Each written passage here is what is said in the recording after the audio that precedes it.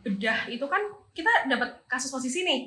Terus kita menentukan nih kira-kira dengan kasus yang seperti ini kita mau bikin terdakwanya siapa, atas dasar tuntutannya pasal apa, yang kayak gitu-gitu kan. Oh iya. Oke, itu sebenarnya lumayan marak.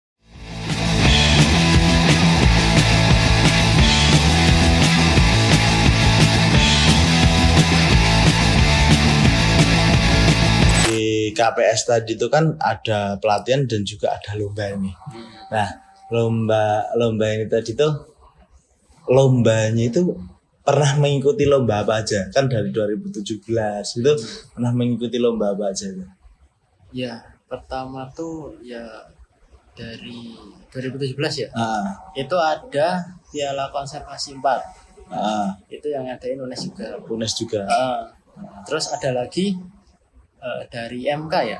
Iya, MK tuh 2019 gitu. Tapi kita ya nggak lolos ya. Semuanya nggak lolos. Terus ada lagi Piala Pradi juga. Itu tahun 2020 ya. Itu pas pandemi juga. Itu juga nggak lolos. Gitu. Terus ada juga lomba-lomba kecil kayak mediasi, LO dan lain sebagainya. Berarti selain lomba-lomba gede ada juga lomba-lomba kecil yang tetap diikuti sama teman-teman gitu. KPS ya berarti ya. Nah ini dengar-dengar terakhir itu kan ikut lomba nih yang yang di mana UNES juga tuh. Iya. Nah itu lomba apa sih? Itu juga mood contest. Ini kayak tadi lanjutannya Piala Konservasi 4 itu loh. Nah ini yang kemarin tuh Piala Konservasi 5. Oh ini yang kelima berarti. Iya, ini Piala Konservasi 5. Minum ya? Iya nggak apa. Piala Konservasi 5 lah. Kemarin itu kan, ya itu kan yang kita lihat juga di Instagram dan sebagainya itu kan rame itu teman-teman KPS dapat lah intinya apresiasi menang dari lomba yang ada di situ. Itu kok bisa sampai juara berapa kemarin? Juara 2. Nah, kok bisa sampai juara 2 tuh? Gimana sih persiapan teman-teman yang teman-teman KPS siapin itu seberapa panjang sih? Seberapa panjang? Ada 9 bulan. Dari proses panjang mulai juga. kita screening sampai di hari H perlombaan. Dari screening sampai hari H perlombaan 9 bulan. 9 bulan. 9 bulan tuh sama kalau kita mengandung tuh kelahiran anak loh. Berarti udah lama banget juga ya. Iya. Tapi alhamdulillah kan nggak sia-sia. Alhamdulillah. Dapatkan juara 2 ya. Juara 2. Berarti itu tingkatnya nasional ya. Tingkat nasional. Berarti musuhnya banyak dari luar-luar juga. Iya, dari univ-univ luar-luar juga ya. UMS berarti udah berani bersaing lah ya. Terus dari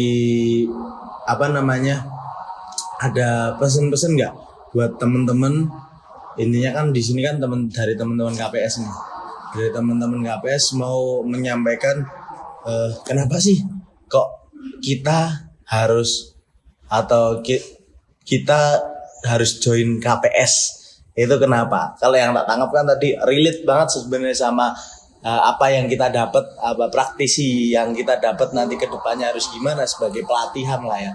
Tapi menurut teman-teman tuh yang bakal teman-teman sampaikan sama teman-teman mahasiswa tuh, kenapa kok harus KPS yang harus kita ikutin itu kenapa? Ya, dari aku ya. KPS itu kan kayak yang saya bilang tadi di awal. Itu kayak intinya dari Fakultas Hukum, kayak Fakultas Hukum tuh harus bisa hukum acara minimal, terus analisis hukumnya, legal draftingnya juga. Nah, bagi teman-teman yang pengen atau belajar lebih, kan di kuliah itu kan pelajaran atau materi kuliah itu kan masih kurang kan, prakteknya juga masih kurang. Nah, itu kita mewadai keperluan mahasiswa terkait itu, seperti itu. Dan untuk mahasiswa ini ya jangan cuma kupu-kupu lah istilahnya, kuliah pulang gitu. Kuliah pulang. Iya. Nah, ya kalau bisa ikut-ikut kayak organisasi atau komunitas kayak komunitas peradilan semua ini buat melatih soft skill mereka, buat bekal masa depan mereka seperti itu. Ada rekrutmennya nggak sih? Ada mas. Ada. Ya. Susah nggak tuh? Syaratnya sih ya. Syaratnya sih karena banyak keluhan masuk juga. Kenapa sih Mbak Mas kok opreknya syaratnya repot yang gitu-gitu sih. Tapi kan dia buat mereka juga intinya kan gitu ya. bukan repot di awal biar enak di akhir juga kan buat mereka. Tapi ya banyak teman-teman yang alhamdulillahnya juga ada ya, maksudnya teman-teman yang apa namanya ya teman-teman yang membuka pikirannya buat ya kita belajar lah di sini gitu, masih banyak juga. Iya, alhamdulillahnya. Buat berarti angkatan 21 dari angkatan berapa nih yang masih ada di KPS dari 2020? 21. Oh 21. Iya. 21, 22 sama ini baru rekrutmen 23 Iya.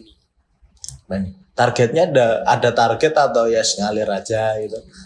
Sebenarnya kita ada target, cuma ternyata masih kurang sedikit untuk mencukupi. Iya. Nih teman-teman yang belum tahu kan nanti bisa lihat, bisa ikut ya, tahu kan, bisa gabung di sini biar tahu relate-nya jadi mahasiswa di Fakultas Hukum itu gimana. Kan kalau aku tangkap kan dari obrolan pembicaraan kita kan sebenarnya bagus untuk teman-teman yang mau tahu lah relate-nya setelah kita kuliah, khususnya yang mau jadi praktisi di hukum juga kan relate-nya ya sebenarnya ngikutin hal-hal seperti ini.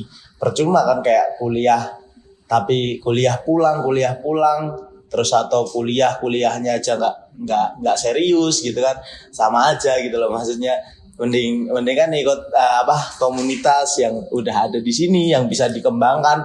Apa sih sebenarnya yang teman-teman bisa kembangkan untuk kedepannya teman-teman mau gimana juga kan, wadahnya kan di KPS ini juga loh. Jadi ya menurutku sih ya daripada lah kuliah nggak serius, kuliah nggak apa ya, kita mending belajar aja bareng di sini ya. Dan kan materi di bangku perkuliahan aja kan juga nggak cukup gitu kan. Dan dengan perlombaan ini kan kita bisa mendapatkan apa yang di perkuliahan itu kita nggak dapat. Nah itu poinnya.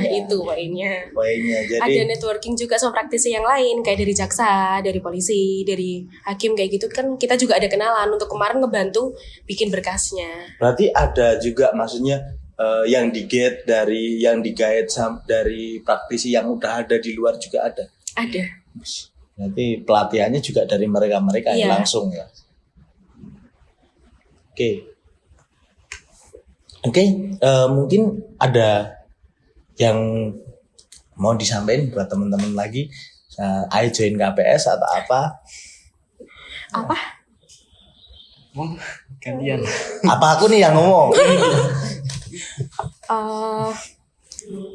Banyak sih kemarin dengar dari suara-suara katanya kalau nggak mau malas ikut KPS pulangnya malam gitu kan pasti, padahal pulang malam terkhusus untuk yang ikut lomba aja sih sebenarnya, karena emang kita nggak menutupi dan kita juga nggak bohong kalau waktu lomba kan pasti kan kita dari pagi sampai sore kan kuliah, jadi kita ambil jam adil jam tengahnya, oke kita mulai pemberkasan setelah ada perkuliahan di jam terakhir gitu kan, antara habis asar atau nanti habis maghrib sekalian. Jadi emang mau nggak mau ya pulangnya di malam Ya, kan. karena kan tetap ikut komunitas atau organisasi, tetap jangan melupakan kuliah. Iya, itu. tetap Kan yang utama- oke. Yang utama Kita udah kuliah. lomba, cuma kita harus tahu dong prioritas kita apa. Kuliah kan, Iya. kita mahasiswa gitu. Nah itu, jadi kayak jangan takut pulang malam, jangan takut cuma mau karena lomba. Kita niatkan untuk lomba tujuannya apa sih, nanti untungnya kan juga balik ke diri kita Iya. sendiri kan. Kita mendapatkan materi yang tidak kita dapatkan di bangku perkuliahan.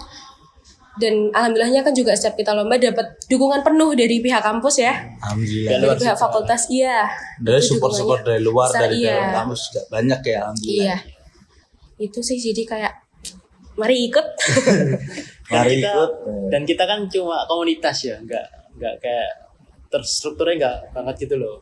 Ya lebih santai lah ya, ibarat pembawaannya itu ya karena belajar aja sih di sini kan, sama-sama belajar juga. Iya. Ya, mungkin itu dari teman-teman KPS.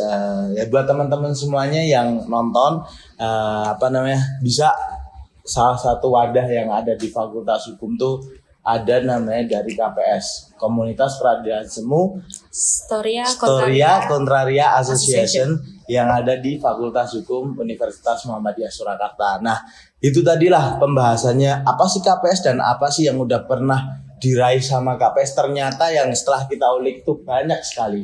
Jadi buat teman-teman yang memang pengenlah belajar mempraktekkan ilmu yang teman-teman dapat selama di bangku perkuliahan sampai sekarang bisa dipraktekkan diwadahin di KPS juga. Buat teman-teman yang pengen tahu relate-nya jadi praktisi di lingkungan hukum, bisa belajar di KPS juga. Jadi semua organisasi, semua komunitas itu pasti tempatnya teman-teman untuk membangun dirinya teman-teman masing-masing. Benar.